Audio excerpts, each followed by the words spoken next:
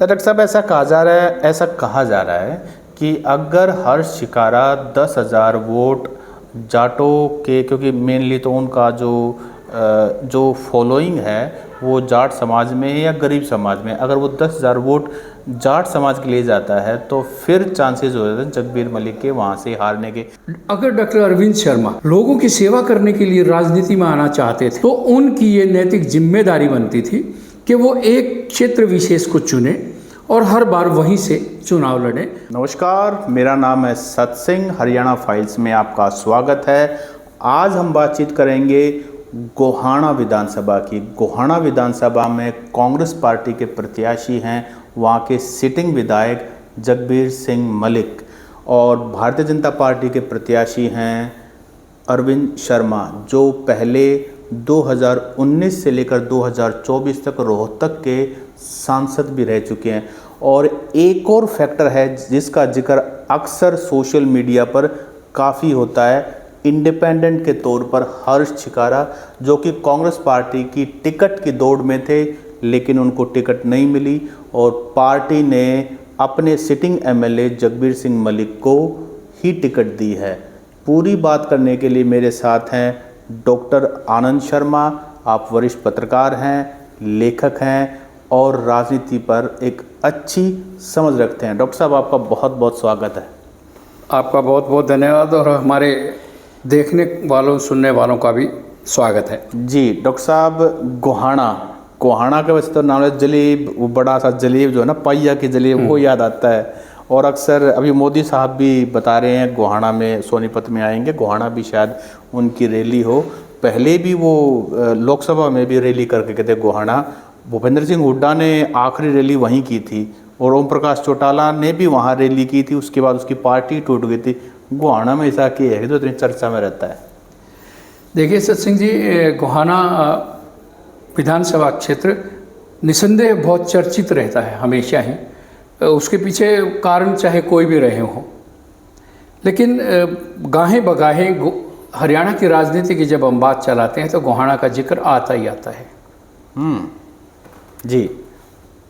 अब अगर वर्तमान परिप्रेक्ष्य में हम इस आने वाले चुनाव के बारे में बात करें, यहाँ से कांग्रेस के प्रत्याशी हैं जगबीर सिंह मलिक, जो पिछली 3 टर्म में तो एमएलए रहे हैं, विधायक रहे हैं। एक बार वो बंसीलाल की सरकार में विधायक, एक बार बंसीलाल की सरकार में विधायक रहे हैं, हुइप्पा की टिकट। हाँ, हम इस संदर्भ में भी आगे जिक्र करेंगे कि ऐसा क्यों।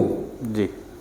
बीजेपी से हैं, रोहतक क्षेत्र के लोकसभा के सांसद रहे डॉक्टर अरविंद शर्मा, और एक इंडिपेंडेंट कैंडिडेट भी हैं हर्ष शिकारा, जो कांग्रेसी के टिकटार्थी थे, लेकिन किन्हीं कारणों से उन्हें टिकट नहीं मिली और अब वो स्वतंत्र कैंडिडेट के रूप में वहाँ से चुनाव लड़ रहे हैं। अब अगर हम मोटे तौर पर गोहाना की बात करें, गोहाना एक ऐसा क्षेत्र है जहां क्राइम का ग्राफ हरियाणा में सबसे ज़्यादा है। अब ये शर्म की बात है सत्ता के शीर्ष पर बैठे लोगों के लिए कि एक छोटा सा ग्रामीण क्षेत्र है गोहाना, और वहाँ क्राइम के इतने ज़्यादा केसेस, जितने एनकाउंटर्स हरियाणा में हुए हैं, गोहाना का जिक्र ज़रूर होता है। फिरौतियों में गोहाना का जिक्र ज़रूर होता है। आम आदमी की समस्याएं वहाँ असीमित हैं, मतलब कोई भी ऐसी मूलभूत सुविधा नहीं है जो गोहाना के नागरिकों को मिलनी चाहिए। ये बीजेपी की सरकार जो पिछले 10 सालों से यहाँ राज करके गई है, इन्होंने तो गोहाना को महज एक राजनीति की उपाधि प्राप्त करने के लिए एक क्षेत्र चुना। कभी गोहाना के उत्थान के लिए कोई सोच इनकी नहीं रही किसी भी कैंडिडेट की। वो इनका दुर्भाग्य है कि ये कैंडिडेट इनका बीजेपी का वहाँ से जीत कर नहीं आया। लेकिन एनी हाउ एमपी के तो कैंडिडेट जीते ही हैं बीजेपी के वहाँ से। उन्होंने क्या किया, तो गोहाना की उपेक्षा में इन राजनीतिज्ञों का बहुत बड़ा योगदान है। और अब कांग्रेस तो ये कह के बच सकती है कि भाई पिछले 10 साल से हमारा शासन नहीं है, लेकिन उससे पहले तो उनका शासन था। तो इसमें कोई दो राय नहीं है कि उन्होंने भी कोई बहुत भले के काम गोहाना के नागरिकों के लिए नहीं किए। रही बात हर्ष चिकारा के, हर्ष चिकारा एक युवा जोशीला जवान है और जैसा सामाजिक संदर्भों से पता लगता है कि ग्रामीण अंचल में उसकी बहुत अच्छी पकड़ है। बहन बेटियों की शादियों में कन्यादान करना, उनके विवाह में सहायता करना और दूसरे सामाजिक कार्यों में भी वो बढ़ चढ़कर हिस्सा ले रहे हैं। और शायद यही एक उनकी अपेक्षा लोगों से रही होगी कि भी मैं इतना दान पुण्य कर रहा हूँ तो मुझे राजनीति में भी आ जाना चाहिए।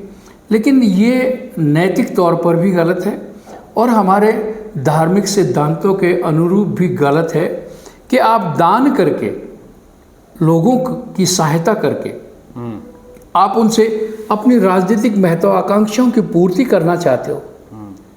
धर्म ग्रंथ ये कहते हैं कि जब आप दान देते हैं, जिस हाथ से दान देते हैं तो आपके दूसरे हाथ को भी पता नहीं लगना चाहिए।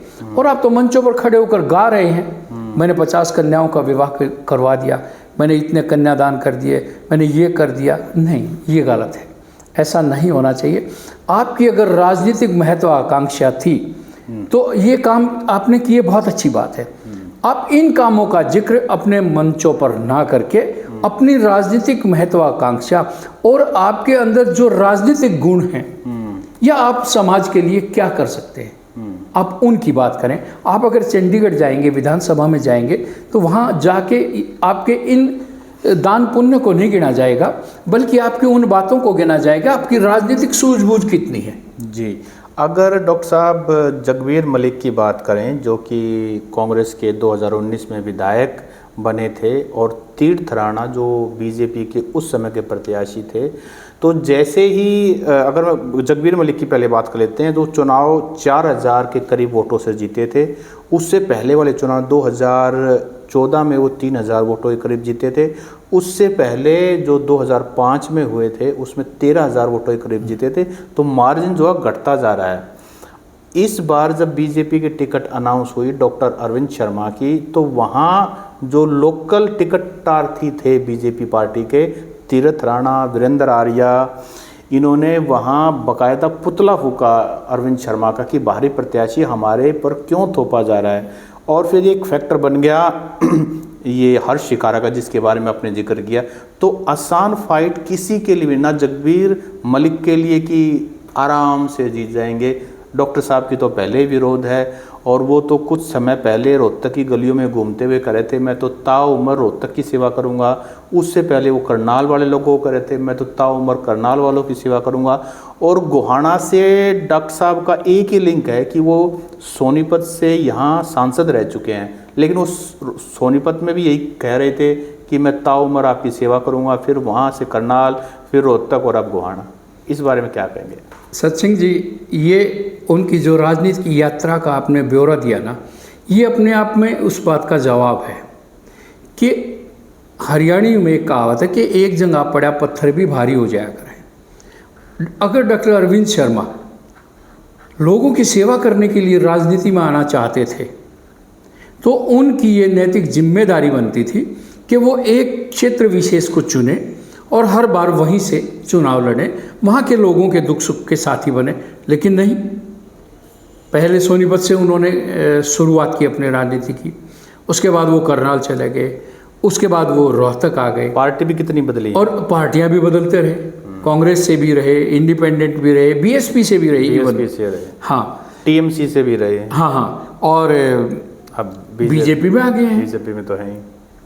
तो ये उनकी अस्थिर बुद्धि का परिणाम है।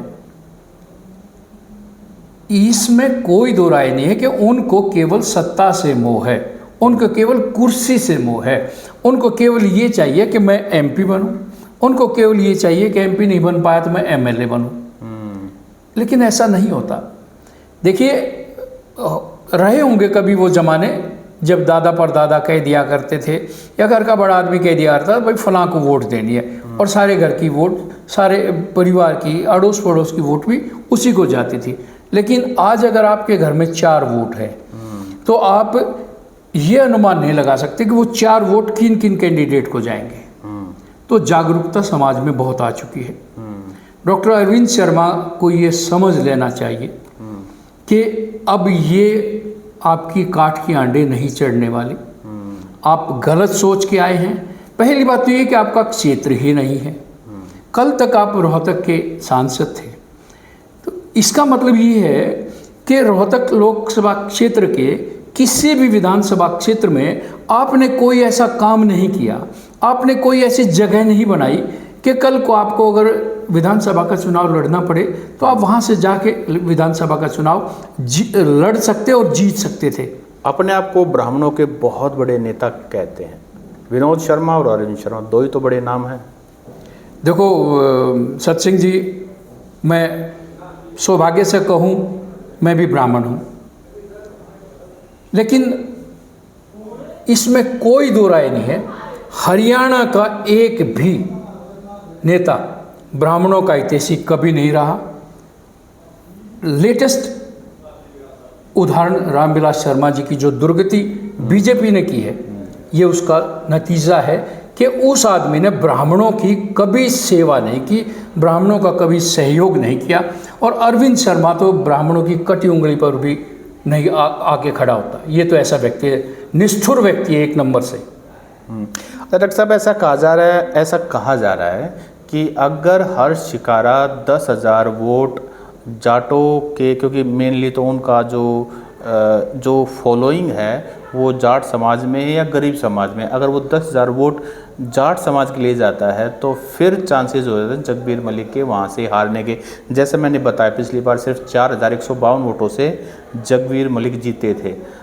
तो आपको लगता है कि हर्ष शिकारा इतना बड़ा फैक्टर है? क्योंकि हर्ष शिकारा सोशल मीडिया इन्फ्लुएंसर है, युवा है, बोलता बहुत अच्छा है, कनेक्ट करता है, लेकिन जैसा आपने कहा कि भाई दान तो ऐसा होना चाहिए कि एक हाथ से दो, दूसरे को पता ही ना लगे। लेकिन आप दान ऐसे एक हाथ से दे, दूसरे हाथ से फ़ोटो और उसकी वीडियो डाल के पूरी दुनिया को बता रहे हो कि मैंने इनको बेड दे दिया, मैंने इनको सिलाई मशीन दे दी, तो वो दान नहीं हुआ। फिर देखो सत्सिंह जी, पिछले चुनाव में जगबीर मलिक जी को जो तीनों चुनाव का अगर विश्लेषण आपने बताया, उनकी वोट घटती चली गई, जो विनिंग मार्जिन था जी।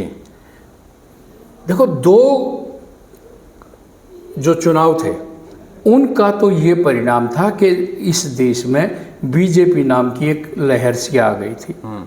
नरेंद्र मोदी जी ने देश के लोगों को इतनी बुरी तरह से बहकाया, फुसलाया, पागल बनाया कि लोग बीजेपी मोदी मोदी मोदी मोदी।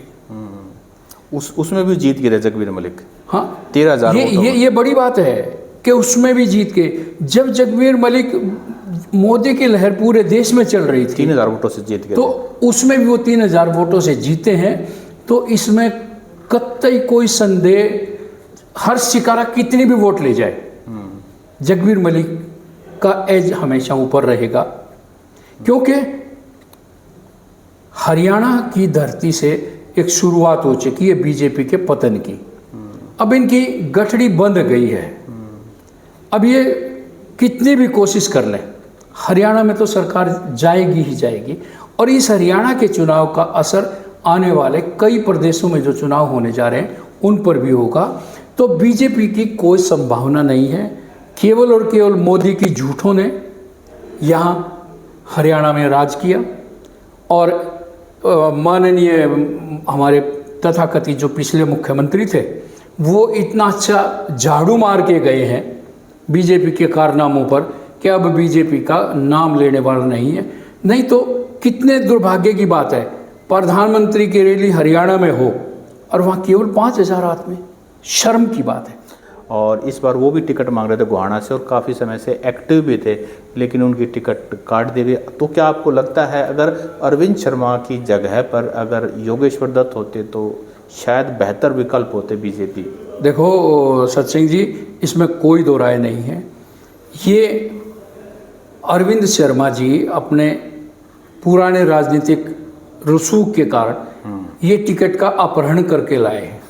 टिकट इनको दी नहीं है पार्टी ने राजी खुशी। ये तो किसी न किसी तरीके से जैसे पिस्तौल लगा के सिर पे हम स्नेचिंग करते हैं, ये उस तरह से टिकट को स्नेच करके लेके आए हैं। अब हाँ, ये भी बिल्कुल सही है, अगर योगेश्वर दत्त बीजेपी के कैंडिडेट यहाँ से होते तो वो बहुत अच्छी फाइट देते। जी, तो बल्कि अगर मैं इतिहास के बताऊं, गोहाना में 13 बार चुनाव हुए और 7 बार यहाँ से कांग्रेस का प्रत्याशी जीता है। और डॉक्टर साहब, शुरू में जो है शायद पहले 2 टर्म में यहाँ पर ब्राह्मण समाज से कैंडिडेट था, उसके बाद कभी मौका लगा नहीं, उसके बाद लगभग जो है जाट समाज से ही प्रत्याशी जीतते हैं और जाट समाज का एक बड़ा नंबर भी है। तो चुनाव जात पात पे तो होता ही, आपको तो एक बहुत ज़रूरी बात मैं गोहाना के संदर्भ में कहना चाहता हूँ। गोहाना और उसके आसपास का इलाका पूरी तरह से ग्रामीण अंचल, और पिछले 10 सालों से बीजेपी की सरकार में किसी भी ऐसी कोशिश को इन्होंने सिरे नहीं चढ़ाया जो किसानों को और मजदूरों के लिए कारगर सिद्ध हो सके। ये थी हमारी गोहाना विधानसभा के बारे में खास चर्चा विद डॉक्टर आनंद शर्मा। आपको हमारा ये वीडियो कैसा लगा आप कमेंट करके ज़रूर बताएं, और जिन साथियों ने अभी तक हमारा चैनल सब्सक्राइब नहीं किया है वो सब्सक्राइब कर लें, क्योंकि ऐसी बढ़िया बढ़िया बुद्धिजीवियों के साथ चर्चा हरियाणा चुनाव पर विशेष हम करते रहेंगे। डॉक्टर साहब, आपने समय दिया, आपका बहुत बहुत आपका भी बहुत बहुत धन्यवाद, दर्शकों का भी बहुत बहुत